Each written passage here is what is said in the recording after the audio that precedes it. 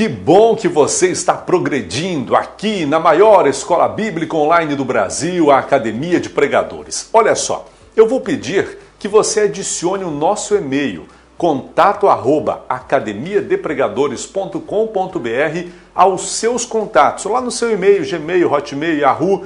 Pesquise também a mensagem que nós te mandamos com o assunto seus dados de acesso e marque como importante. Assim, sempre que eu precisar conversar com você, mandar uma mensagem, você vai receber. Além disso, siga a Academia no Facebook e no Instagram, se você ainda não segue, e também vá lá e se inscreva no nosso canal no YouTube, pois sempre tem novidade por lá.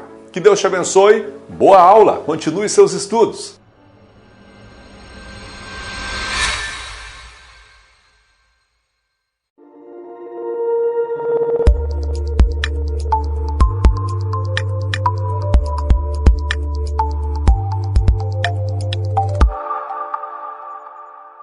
Olá, seja bem-vindo à Academia de Pregadores para mais uma etapa da disciplina de Introdução à Teologia. Nós estamos na maior escola de ensino teológico à distância, falando especialmente para você que ama a palavra de Deus e para você que é pregador desta palavra, que tem a alegria, que tem o ânimo de levar esta palavra e compartilhar esta palavra de poder.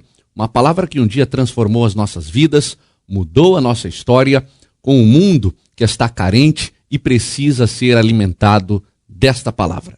Nós estamos na aula de número 5 da disciplina de Introdução à Teologia. E nesta aula nós vamos tratar especificamente sobre a necessidade de se fazer teologia. Para algumas pessoas a teologia não tem tanta importância. Algumas pessoas costumam fazer esta pergunta na sua trajetória cristã. Qual a necessidade de nós implantarmos no ambiente eclesiástico, trazermos para dentro da realidade da nossa igreja este termo, teologia? Quando nós olhamos para esta expressão teologia, é importante nós observarmos que ela tem um alvo, que ela tem um objetivo. Você que tem o seu material e está acompanhando conosco, você percebeu que no capítulo de número 3, da nossa disciplina de Introdução à Teologia, nós iniciamos o capítulo de número 3, que corresponde a esta aula de número 5, falando especificamente sobre o alvo, o objetivo central, o objetivo principal de falarmos sobre teologia. Quando nós olhamos para o nosso material, nós observamos que o alvo da teologia é permitir que o homem se relacione com o seu Criador e compreenda a manifestação deste no desenvolvimento da história. Nas nossas primeiras aulas, quando nós conceituamos o que é teologia, nós falamos um pouquinho sobre esta realidade de identificarmos o que é o significado. Porque se nós não sabemos o significado de teologia, nós temos um pouquinho de dificuldade de alinhar o seu conceito com a nossa prática. E o nosso objetivo não é transmitir ou pregar apenas um conceito. O nosso objetivo, como pregadores da palavra de Deus, como servos e servas do Senhor, é alinharmos um conceito, uma filosofia com uma prática de vida. Por isso, quando nós olhamos para o alvo da teologia, é importante nós não tirarmos da nossa mente, do nosso coração, qual é o seu alvo, qual é o seu objetivo principal. O objetivo principal, conforme você acabou de ver conosco e acompanhou no seu material, é permitir que o homem se relacione com Deus. Preste atenção, é possível eu me relacionar com alguém que eu não conheço? Existe uma incoerência quando eu falo em relacionamento se eu não conheço a pessoa que eu me relaciono. Eu não me aproximo de pessoas que eu não conheço. Ou, quando eu me aproximo de alguém, eu me aproximo com o objetivo de conhecer esta pessoa. A teologia funciona exatamente desta maneira. Ela precisa mover o seu coração no sentido de te levar a um conhecimento mais profundo. Conhecimento de quem? Conhecimento de Deus. Por intermédio do quê? Por intermédio da sua palavra. Por isso, não existe teólogo que não é amigo de Deus. Não adianta nós enchermos os bancos escolares de teologia no mundo todo, se não ensinarmos quem é Deus. Porém, mais do que ensinar quem é Deus, nós precisamos despertar no coração das pessoas que nos ouvem o sentimento de que elas precisam ter um relacionamento de intimidade e profundidade com Deus. Senão, nós estamos perdendo nosso tempo. Nós estamos brincando de ser crentes ou seremos meros teóricos, meros filósofos da Bíblia Sagrada. E não é esse o interesse de Deus. O nosso compromisso é conhecermos a Deus, nos relacionarmos com Ele e compartilharmos as experiências desse relacionamento com alguém que o Senhor irá colocar no nosso caminho para que nós possamos compartilhar de sua poderosa palavra. Quando nós olhamos para este alvo da teologia, é importante nós observarmos que este relacionamento tem algumas bases, ele tem alguns fundamentos, alguns pilares. Você pode acompanhar no seu material. Nós falamos destes pilares quando nós falamos sobre fé. Existem alguns conceitos no mundo teológico que estão sendo abandonados. Existem algumas ideias essenciais na vida cristã que estão sendo deixadas de lado. E as escolas teológicas abandonaram a explicação disso. Os crentes não se interessam mais em viver esses pilares teológicos. E nós temos esse desafio de fazer com que, em primeiro lugar, nós possamos viver aquilo que nós pregamos. É incoerente, eu diria que é vergonhoso para alguém que se apresenta como pregador da palavra de Deus entregar uma mensagem que ele não viva. Você não tem autoridade moral e espiritual para ensinar uma coisa que você não vive. Então é muito importante que aquilo que eu estou estudando, aquilo que eu estou lendo, aquilo que eu estou mergulhando, sobretudo na palavra de Deus, em primeiro lugar se cumpra na minha vida. Eu não tenho moral. Guarde bem esta palavra. Eu não tenho autoridade para querer influenciar alguém se eu não fui influenciado por esta palavra. Quando nós falamos desses pilares essenciais da teologia, que compreendem o seu objetivo principal, o seu alvo principal, nós tratamos de alguns pilares, de alguns valores que são essenciais. Em primeiro lugar, nós falamos em fé. Preste atenção que fé é um conceito muito presente nas nossas mensagens, nas nossas pregações. E nós que somos pregadores, nós que somos estudantes da palavra de Deus, nós temos uma facilidade de falar, de comunicar, de dizer palavras às pessoas, e acabamos ensinando às pessoas os conceitos mais lindos, mais sublimes, mais profundos sobre fé, mas não vivemos a prática da fé nos nossos dias. E isto é simples de nós entendermos. As pessoas confundem fé com a palavra credulidade. As igrejas estão cheias de pessoas que vivem um sentimento de credulidade, que não é um sentimento de fé. E nós fomos chamados a nos relacionarmos com Deus por intermédio da fé. Não existe outro caminho, não existe atalho, não existe uma outra estrada, não existe uma fuga, uma rota de fuga. Ou eu vivo pela fé e adoro ao meu Deus por intermédio da fé, me relaciono com Deus através da fé, ou eu estou vivendo uma realidade enganosa que é a realidade da credulidade. Mas vamos entender como funciona este conceito de fé que foi desprezado pela teologia, que foi desprezado nos púlpitos das nossas igrejas e, pior, está sendo desprezado em alguns momentos no nosso próprio coração. Porque temos um entendimento conceitual do que é fé, mas não estamos entendendo a diferença de credulidade. Você tem um material e você pode acompanhar conosco. Eu fiz questão de trazer um conceito bastante substancial, bastante fundamentado no Dicionário Bíblico Universal, que foi editado pela editora Vida no ano de 2007. Um material teológico bastante rico, de uma credibilidade de extrema relevância e que fica como uma sugestão de fundamentação para você poder discutir a diferença entre fé e credulidade. Em nosso material, nós falamos que a fé é um comportamento, ou seja, uma disposição da nossa alma para nós confiarmos em outra pessoa. Quando nós falamos em fé, necessariamente, obrigatoriamente, deve haver um relacionamento de alguém com relação a outra pessoa. Quando nós olhamos para o Dicionário Bíblico Universal, nós observamos que, além de implicar uma disposição de alma para confiar em uma outra pessoa, nós precisamos ter bastante claro nas nossas mentes que fé é uma coisa totalmente diferente de credulidade. O dicionário continua nos dizendo que aquilo em que a fé tem confiança é verdadeiro de fato.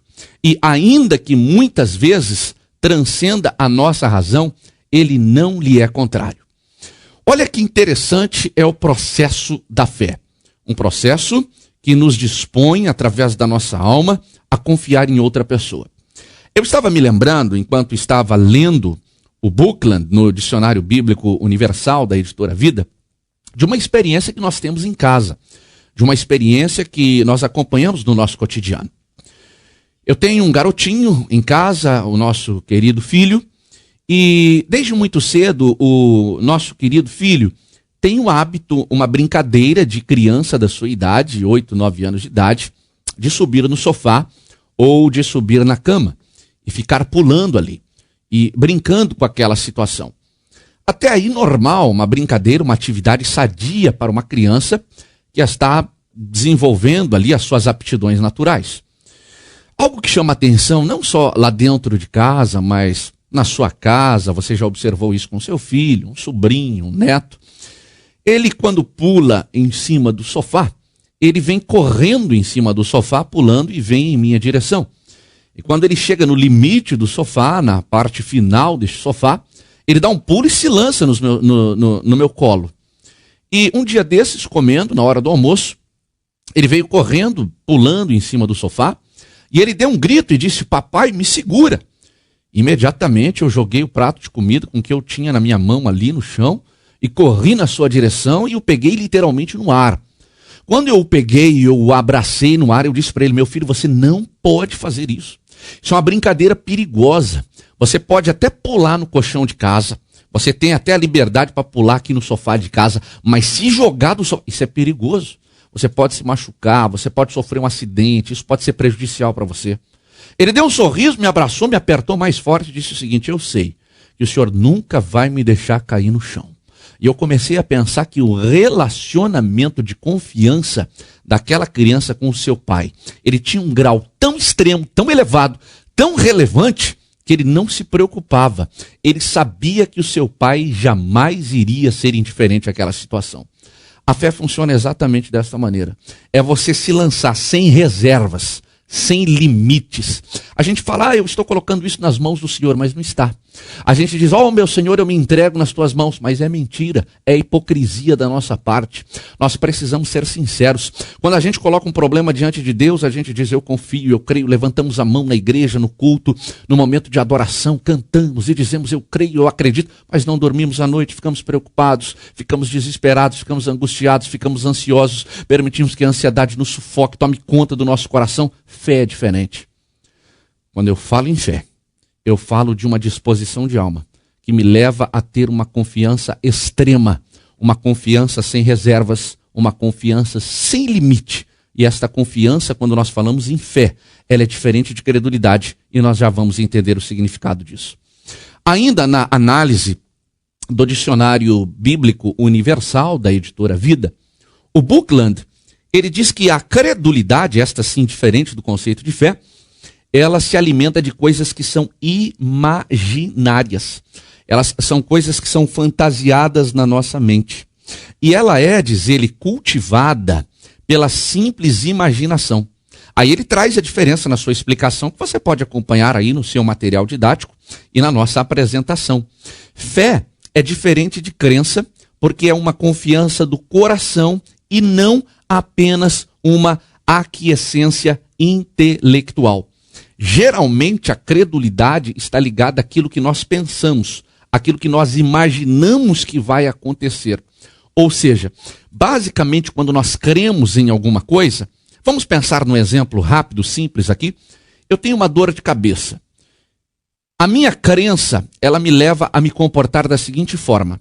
É simples. Se eu estou com uma dor de cabeça, eu vou me deitar, eu vou a um ambiente escuro, eu vou me dirigir a uma farmácia perto de casa, vou comprar um remédio, dos muitos remédios que você encontra à sua disposição numa farmácia, e esse remédio vai curar a minha dor, vai sarar, vai aliviar a minha dor. Eu imaginei, é um processo que me permite, num raciocínio lógico, imaginar o seu desfecho. E geralmente nesse processo que me permite abrir a minha mente e caminhar em direção a uma resposta, a um resultado lógico, é claro que eu não dependi de uma ação sobrenatural, eu não dependi de uma ação divina para que pudesse interferir nesse processo. Então a credulidade, no momento da dor de cabeça, ela diz assim: deite, descanse, escureça o ambiente, tome um remédio, porque a probabilidade de você reverter a sua dor vai ser muito maior. A fé é diferente. A fé não me faz apagar a luz, não me faz ficar no escuro, não me faz correr na farmácia. A fé me diz assim: eu entrego ao Senhor e o melhor dele vai ser feito para a minha vida. Olha, eu confesso para você que às vezes eu sinto vergonha de subir num púlpito e ensinar alguém que está me ouvindo a viver pela fé, quando na verdade eu não estou conseguindo viver pela fé. Nós temos um compromisso muito sério como estudantes da palavra de Deus. Nós conhecemos a palavra. Esta palavra tocou no nosso coração. Esta palavra não são palavras mortas, palavras simples que são jogadas ao vento. Esta palavra é uma palavra viva, é uma palavra dinâmica. A próxima vez que você subir num púlpito para ensinar alguém a viver pela fé, não faça isso se você não experimentou viver pela fé. Vai ser mais digno para você chegar para quem te convidou e dizer: olha, eu não posso, nesta oportunidade, falar sobre este assunto. Não leve as pessoas a imaginarem a rota que elas vão perseguir. Nós estamos ensinando as pessoas a tomar um caminho que não é, em alguns momentos, ou na maioria dos momentos, o caminho que Deus quer que elas trilhem. Nós estamos pregando credulidade na igreja. Nós não estamos mais pregando fé. Fé é se lançar, é se jogar nos braços do Senhor. Ele vai decidir a forma que ele vai te abraçar, a forma que ele vai te pegar, a forma que ele vai te sustentar. Isto é fé. Imagine se as pessoas começassem a viver pela fé. Se vivendo pela credulidade já é bom, imagine que vivendo pela credulidade já é uma coisa interessante. Agora, imagine você vivendo pela fé. Ora, sem fé, diz a Bíblia, é impossível nós agradarmos a Deus. Mas vamos continuar dando uma olhada em nosso material. Quando nós olhamos para as definições, os conceitos e as diferenças entre fé e credulidade, e nós olhamos para o Dicionário Bíblico Universal da Editora Vida, nós observamos que a fé, ela é uma atitude e ela deve ser fruto de um impulso.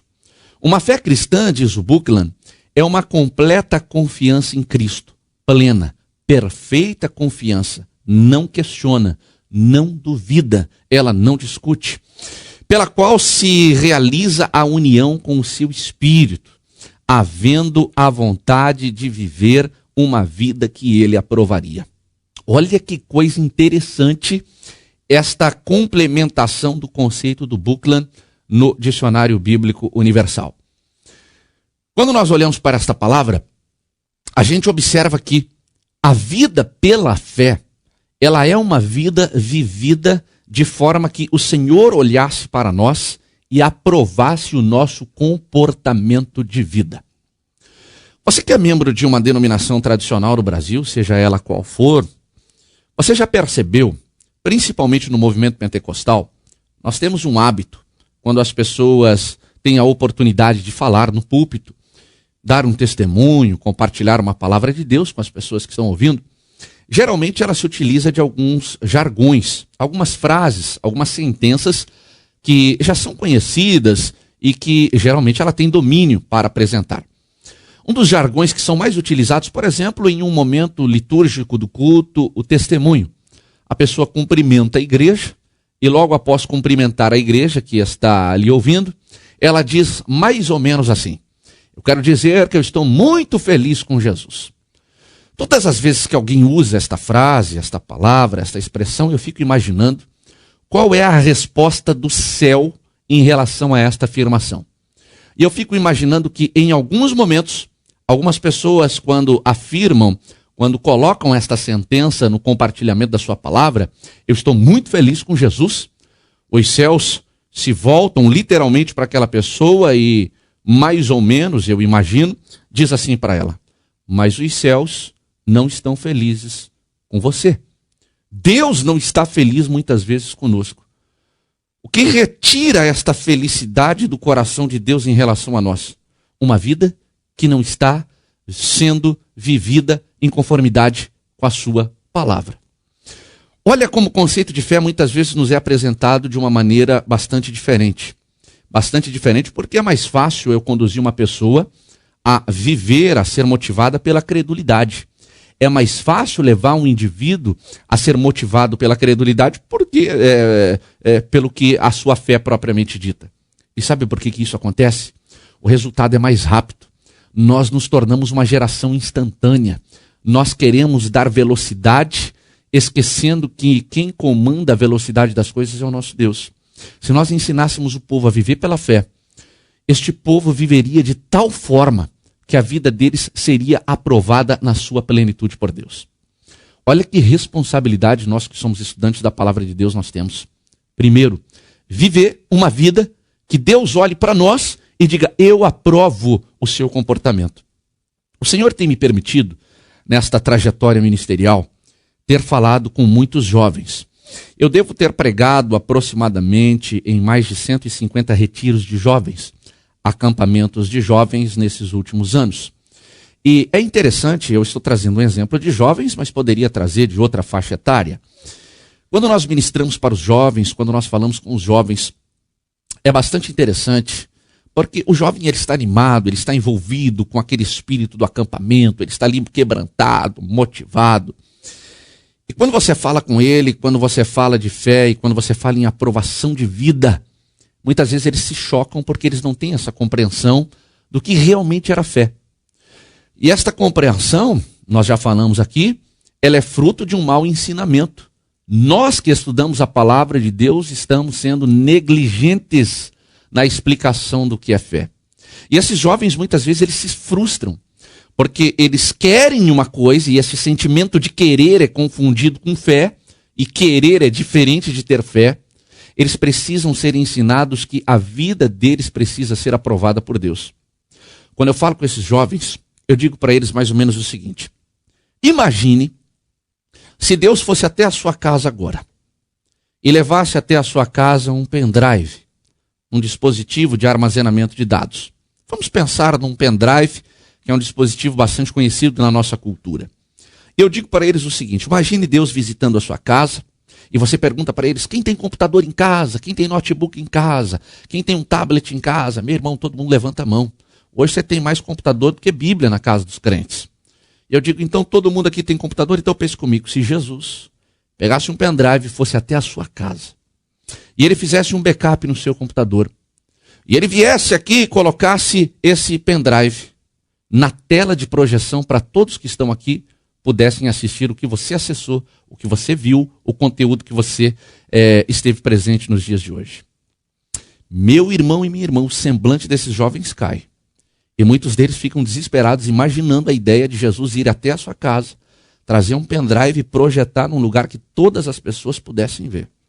Porque eles sabem que os conteúdos que acessam não são compatíveis com uma vida que tem como padrão os valores absolutos e imutáveis da palavra de Deus. Nós precisamos voltar a ter coragem de falar de comportamento cristão.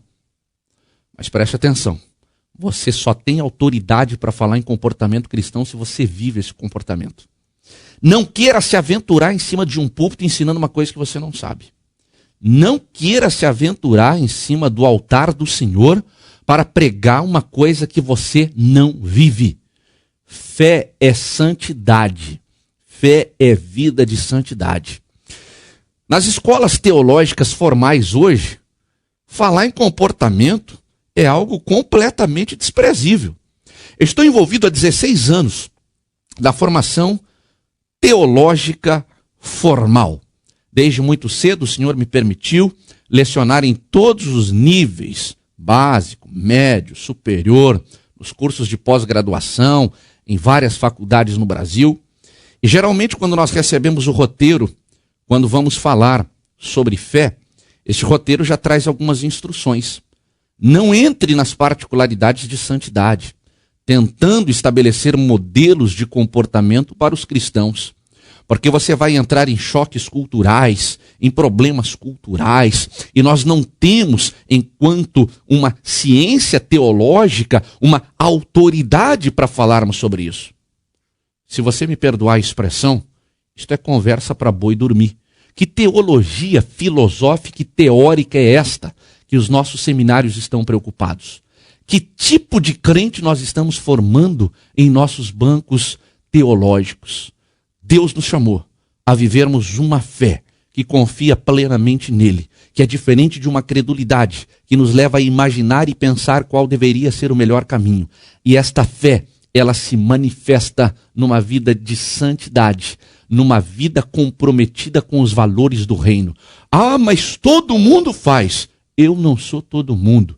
Eu e você fomos separados do mundo. Somos escolhidos por Deus. Não permita que as filosofias humanas, não permita que a teologia seja fria na sua vida, mas viva pela fé. Se desprenda de todos os valores desta humanidade. Se lance nos braços do Senhor, acreditando no seu cuidado e vivendo uma vida santa ao seu lado. Quando nós damos continuidade a esta observação, nós trazemos um outro pensamento. E você tem o seu material e pode acompanhar conosco. Nós falamos ainda, nesta aula que estamos analisando o objetivo e a necessidade de se fazer teologia, um pensamento do reverendo João Alves dos Santos.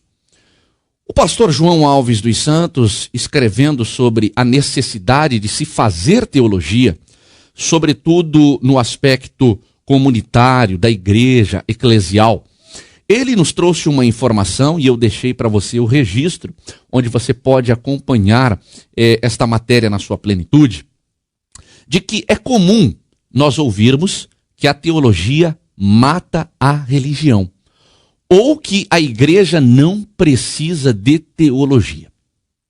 Preste atenção, porque os pregadores inflamados pela ignorância, muitas vezes para impactar os seus ouvintes, desprovidos de qualquer conhecimento bíblico, muito menos teológico, iniciam as suas mensagens trazendo esta informação. A minha teologia é o joelho. A igreja não precisa de teologia. Teologia não cura enfermos. Teologia não expulsa demônios. E coloca a igreja, o público que está ali ouvindo, contra a teologia. Cria um sentimento no coração das pessoas que estão lhe ouvindo, muitas vezes de raiva e até de ódio da teologia. Perceba a que nível de ignorância nós chegamos. Talvez eu estou sendo duro nas minhas palavras para você, eu deveria ser mais sofisticado, deveria pensar um pouquinho mais a utilizar estas palavras, mas nós não podemos tapar o sol com a peneira. Pessoas que desconhecem e que desprezam o ensino teológico não sabem, não conhecem a relação que a teologia, ou seja, a prática do estudo sistemático da palavra de Deus, tem a ver com a sua vida. E por isso, de forma irresponsável, colocam seus ouvintes contra a teologia. Voltando ao pensamento do pastor João Alves dos Santos, ele tem esta preocupação no seu pensamento, no seu artigo intitulado A Igreja Precisa de Teologia, ao afirmar que sim, a igreja e nós precisamos da teologia. Vamos voltar ao nosso material? Você que está nos acompanhando também pelos nossos slides, percebe que o pastor João Alves dos Santos continua dizendo o seguinte: tem muita coisa por aí levando o nome de teologia, que não passa de uma especulação humana, por não se basear em pressupostos de uma hermenêutica bíblica. Você está acompanhando aqui na Academia de Pregadores os nossos amigos, os nossos companheiros, os pastores, que estão falando especificamente sobre esse assunto, hermenêutica, sobre exegese. O que muita gente confunde é o que eu denomino como exibicionismo teológico. São pessoas que leram partículas de coisas referentes a questões mais interessantes no texto bíblico ou na própria história da religião, e se julgam conhecedores da história da igreja, da história da teologia, ou da teologia como ciência propriamente dita. Muita heresia sendo explicada, ensinada por aí, levando o nome de teologia. É por isso que muitas vezes também nasce um sentimento de revolta contra essa própria teologia. As pessoas vão para os seminários, as pessoas tentam achar coisas na Bíblia que a Bíblia nunca disse, e eu vou voltar a falar sobre isso nas nossas próximas aulas. Já falei um pouquinho sobre isso em aulas anteriores, mas este é um mal chamado exibicionismo teológico. Nós queremos impressionar as pessoas não com a palavra de Deus, mas com particularidades que muitas vezes nós inventamos dentro da Bíblia Sagrada e tentamos chamar isso de teologia. Por exemplo, quando nós olhamos para essas questões que se apresentam como teologia, mas não são, nós temos um problema muito grande hoje nos judaizantes. Há uma tentativa, um resgate na igreja contemporânea de trazer alguns valores do judaísmo e tentar alinhar esses valores com a prática de vida cristã. Eles não se alinham. O cristianismo é distinto do judaísmo. A nossa prática é diferente da cultura dos judeus. E nesse exibicionismo teológico, que tenta se enquadrar no mesmo conceito de teologia, mas não é, se faz uma confusão muito grande na tipologia bíblica, nos símbolos da Bíblia Sagrada. Se extraem personagens e tentam, sobretudo no Antigo Testamento, alinhá-los como um tipo de Cristo, quando na verdade não são. Outros símbolos, em especial do Antigo Testamento, apontando para Cristo, quando não são. Isto não é teologia. Isto não pode ser classificado como teologia. Eu não posso aceitar aquilo que foge do parâmetro bíblico e chamar isso de teologia. Eu quero me dirigir aqui especificamente a você que é pregador. Eu sou pregador. Eu prego a palavra de Deus como você prega, eu ensino a palavra de Deus como você ensina. Eu sou professor de escola bíblica dominical há mais de 10 anos. Nós temos a nossa vaidade sendo desafiada a todo momento. E em todo momento nós queremos impactar as pessoas que nos ouvem. Me permita compartilhar rapidamente com você o que não é teologia. Eu estava assistindo um garoto, um jovem pregador, conversando e contando para a igreja o enfrentamento de Saul e Davi, quando Saul lançou uma flecha contra Davi. E os pregadores de hoje, eles gostam de se alimentar, e eu vou falar sobre as fontes da teologia, ainda no decorrer desse curso. Eles gostam de se alimentar dos livros dos rabinos contemporâneos, das várias ferramentas de interpretação bíblica, Midrash, por exemplo, que é fantástica, é fascinante, mas é cheia de ideias mirabolantes, mas você vai ver isso com os nossos outros professores. E simulando como foi aquilo num púlpito de uma igreja cheia, ele se voltou para a igreja e disse: de acordo com o rabino tal, dentro dos registros judaicos, estava Davi em uma ponta de uma mesa e Saul na outra ponta. Perceba que a Bíblia Sagrada não fala em mesa. A Bíblia Sagrada não dá as medidas desta mesa. Mas aquele pregador, no afã de impressionar os seus ouvintes, deu as medidas da mesa. A Bíblia não fala de mesa, muito menos de medidas, mas ele encontrou essas medidas. E ele fez ali uma rápida mistura de palavras num processo retórico extremo. E começou a mexer com a emoção das pessoas e fez uma análise da física. E é muito perigoso você querer impressionar o seu público com uma ciência que você não domina. E ele começou e ele conseguiu calcular a distância de Saul para Davi. E ele conseguiu, na sua mente mirabolante, calcular a velocidade de deslocamento daquela flecha no ar. Meu irmão, ele não estava lá, nem eu e você estávamos lá. Se esse dado fosse relevante, ele estaria aqui na Bíblia Sagrada. Se Deus quisesse nos falar algo extraordinário sobre a velocidade da flecha, ela estaria registrada aqui na Bíblia Sagrada. E terminando a sua explanação mirabolante, ele, depois de explicar a resistência do ar, a velocidade da flecha, a angulação de ataque, ele disse o que eu achei mais espetacular na sua mensagem. Quando aquela flecha chegou perto de Davi, Deus a fez frear. Perceba que a Bíblia Sagrada não diz isso. Na cabeça de quem está ouvindo um sujeito como esse, meu Deus, ele é inteligente. Ele está trazendo informações que a gente nunca ouviu. E às vezes a gente se surpreende, porque as pessoas elas se encantam com informações que elas nunca ouviram. Porque Jesus já se tornou uma coisa tão ultrapassada, parece que o nome de Jesus é uma coisinha tão simples, já ouvimos falar tanto de Jesus que não vale a pena. Isto me revolta. E ele disse o seguinte no final da sua mensagem: quando a flecha chegou perto de Davi, Deus a fez frear. E ela pegou uma velocidade pequena. E por estar se deslocando no ar numa velocidade pequena, Davi teve tempo para se desviar literalmente daquela flecha, aquela flecha passou do seu lado. Eu não sei se você vai concordar comigo. Isto é invencionice humana. Isto não é teologia. Isto não edifica. O que edifica em toda a palavra de Deus é uma mensagem que leva o homem ao centro da mensagem bíblica, que é Jesus Cristo.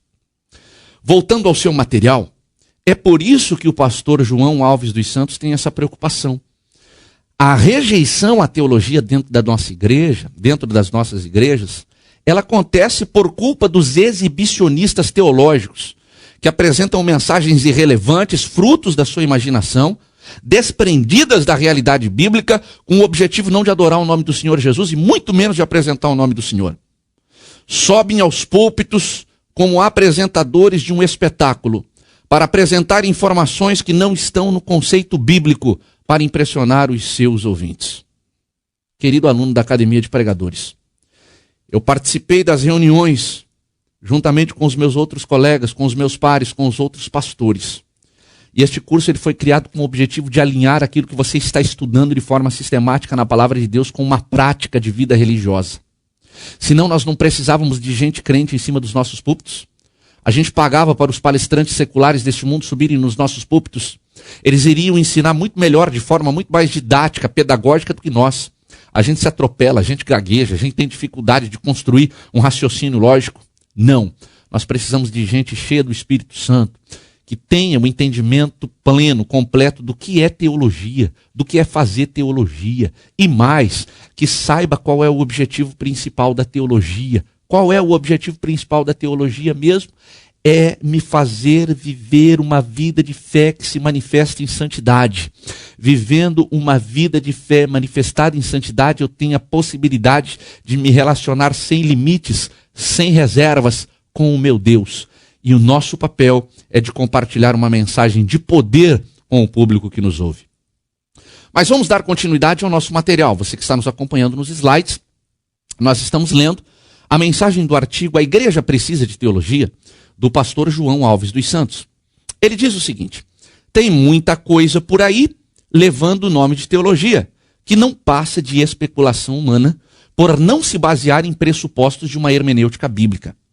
E até a boa teologia, diz ele, quando se torna um fim em si mesma, pode não ter qualquer uso prático e reduzir-se a mero academicismo. Olha que coisa interessante as afirmações do pastor João Alves dos Santos. A boa teologia também pode ser prejudicial, porque a boa teologia não pode substituir a palavra de Deus, a Bíblia Sagrada. Me permita trazer uma sugestão para você que é pregador. Eu já tive a oportunidade, por exemplo, de estar num culto, onde o pregador leva o exemplar da Bíblia Sagrada, coloca sobre o púlpito, convida a igreja para a leitura inicial, fecha a Bíblia Sagrada, e eu costumo dizer, quando falo aos pregadores, que este simples fato de fecharmos a Bíblia Sagrada ele é muito importante. Porque para grande parte das pessoas, você está mais ou menos dizendo o seguinte: olha, a partir de agora eu vou na força do meu entendimento. Eu já sei os textos de cor, eu já conheço a palavra, eu já domino essa palavra. É como que um desprezo. É claro que eu estou forçando uma situação aqui, mas é quase que como um desprezo, como quem diz assim, pronto, o versículo aqui era só para cumprir o protocolo da homilética de ler um texto inicial, mas agora eu não preciso dessa palavra aqui. E a pessoa vem e substitui a palavra e geralmente abre um livro, um bom dicionário teológico, um bom comentário bíblico, quem sabe um tablet, e começa a dar uma atenção toda especial à teologia como uma ciência. É como se o texto bíblico puro, a fonte primária, fosse completamente desprezível. A minha sugestão é que você jamais faça isso. Você que prega, você que ensina, você que é professor da escola dominical, abra sua Bíblia, leia o texto que vai nortear o pensamento da sua mensagem.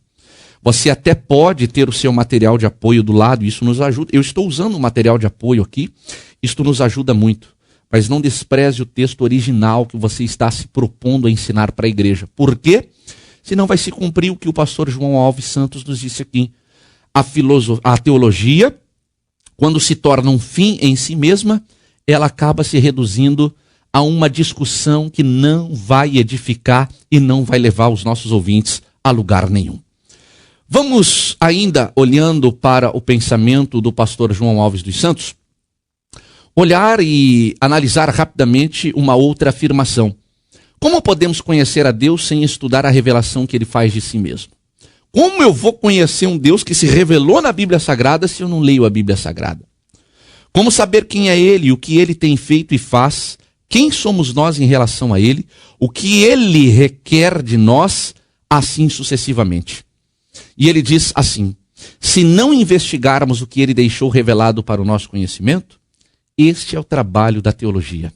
É trabalho da teologia conhecer todas as fontes que nos trazem a informação sobre quem é este Deus, como Ele se manifesta e como Ele se apresenta e como nós nos relacionamos com Ele. Ainda nesse material, partindo para a conclusão da aula de número 5, eu trouxe mais um pensamento da teologia em perguntas e respostas. Você também tem e pode acompanhar o link na internet deste material de apoio do Geraldo Magela Campos. E ele apresenta algumas razões para nós fazermos teologia. E ele nos diz assim: em primeiro lugar, nós precisamos estudar teologia porque a nossa mente necessita de organização. Precisamos dar ordem aos conhecimentos adquiridos. Nós necessitamos harmonizar, unificar, para refletir sobre os conhecimentos. Daí surgir por necessidade a teologia em atenção à nossa mente refletidora. Ele diz, em segundo lugar, que a teologia ela deve ser praticada, e ele apresenta como uma razão para se fazer teologia o desenvolvimento do nosso próprio caráter. Caráter é aquilo que nós somos na nossa intimidade, aquilo que nós somos de verdade. E ele diz que todo conhecimento e Deus influi na vida do conhecedor. Como estudantes de teologia, nós devemos saber que o nosso caráter deve desenvolver-se na razão direta do nosso conhecimento. Ele diz que não deve acontecer que alguém que estude teologia cristã seja mentiroso, velhaco, fofoqueiro, malandro, ditador, imoral, mau cônjuge, mau filho ou má filha, ou o que quer que seja de mal. Quem conhece a Deus desvia-se daquilo que é maligno. Ele também nos diz que é razão para nós fazermos a teologia uma capacitação intelectual. E ele diz que para capacitar intelectualmente a quem serve a Deus, nós encontramos uma razão para fazer teologia. Ele diz que quem serve a Deus deve procurar conhecer a Deus mais e mais. Deve saber manejar bem a espada do Espírito, conforme nos diz a palavra do Senhor em Efésios, no capítulo 6, versículo 17. E a igreja não espera que sejamos bons conhecedores das ciências mundanas, mas aguarda que sejamos teólogos autênticos, conhecedores de Deus e praticantes dos ensinos da palavra. Precisamos aprender a transmitir fielmente toda a verdade acerca de Deus. A quarta razão para se fazer teologia, apresentada pelo Geraldo Magela Campos, é que existe uma razão para nós fazermos teologia, para darmos firmeza e ousadia à igreja no estabelecimento do reino de Deus. A igreja em geral, diz ele, e os guias, os líderes espirituais em particular, devem saber interpretar a palavra de Deus de maneira correta. A maneira correta de se interpretar provoca na igreja uma maneira correta de viver poder, firmeza e ousadia. Nós queremos louvar a Deus por esta aula de número 5 e queremos motivá-lo a estar juntamente conosco na nossa próxima aula, onde nós vamos dar continuidade a este tema dentro da disciplina de Introdução à Teologia, e nós já iniciaremos a nossa próxima aula, a aula de número 6, dando continuidade ao pensamento do Geraldo Magela Campos em seu artigo Teologia em Perguntas e Respostas, falando mais de forma detalhada sobre as razões, ou seja, a necessidade de fazermos teologia. Que no seu coração possa estar gravado o sentimento principal da aula de número 5. Qual é o alvo da teologia? Qual é a motivação primeira e principal da teologia? Que nós possamos ter um entendimento do que é fé, possamos viver esta fé de forma real nas nossas vidas, para manifestarmos esta fé numa vida santa, que nos faz ter um comportamento e uma maneira de vida aprovada por Deus, para que desta forma nós possamos ter autoridade moral para compartilharmos uma palavra que um dia transformou os nossos corações e transformou as nossas vidas. Que Deus te abençoe. Foi uma alegria para a Academia de Pregadores compartilhar mais este conteúdo com você. Até a nossa próxima aula, se Deus quiser.